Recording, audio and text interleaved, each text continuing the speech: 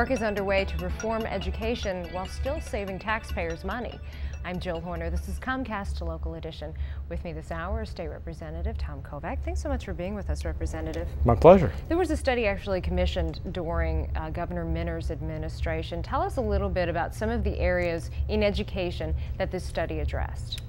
This was a wide-ranging study focusing, it was performed by the Rodale Foundation in conjunction with Vision 2015, and it was all across the board. How can we improve our education system? Looking at funding mechanisms, teaching feedback, teaching compensation, ways and mechanisms of organizing our teaching organization, and ways to be more efficient and provide better education to our students. So it's all across the board, from financial to actual performance-based.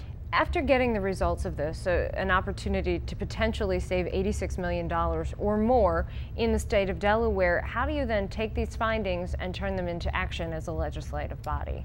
Well, that's a very good question, because the problem isn't spending the money on the students. The problem is spending money on the students to actually get a result. And there's one of the key ideas identified in this report is flexibility. Flexibility in how the funding gets to the students, how it gets spent. In the more successful school districts across the country, there is greater flexibility, much greater flexibility than we have here, on an individual school-by-school basis in how to spend that money. We get caught up in a little bit of administration and red tape into how to control that from the state level. And we need to change our legislation and change our statutes to provide more flexibility for the local school districts to do their job and address the needs of the local student. Some of these funding cuts don't have anything to do with what actually happens within that classroom setting, including things like construction and transportation. What kind of impact would we potentially see on addressing how these entities are funded?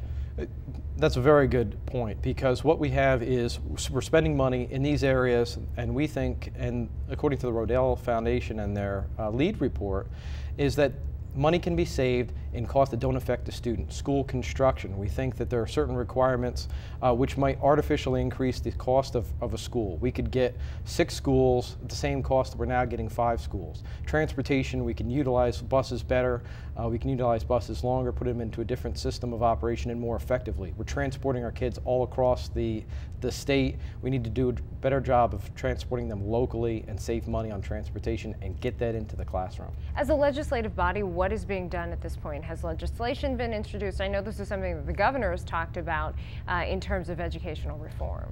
The governor has identified this as a problem. He's created a task force with the Lieutenant Governor and Secretary Lowry. Secretary Lowry came in and to our Education Committee, made a presentation. We are focusing on legislation that will enable, again, this flexibility, trim some of the costs where we don't need it in these areas. There's proposed legislation out there to eliminate some of the costs associated with school construction.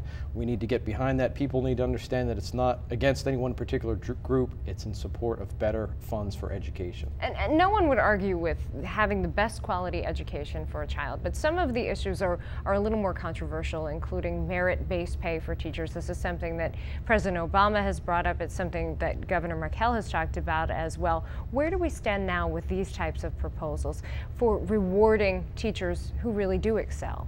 Well, we need to do a better job of rewarding teachers and encouraging teachers, incentivizing teachers to be able to do the right thing, to go into the high risk, the low income areas and address those student needs, to get our higher performing teachers to come into those schools and be able to go into that more difficult situation. And we need to award them and reward them appropriately.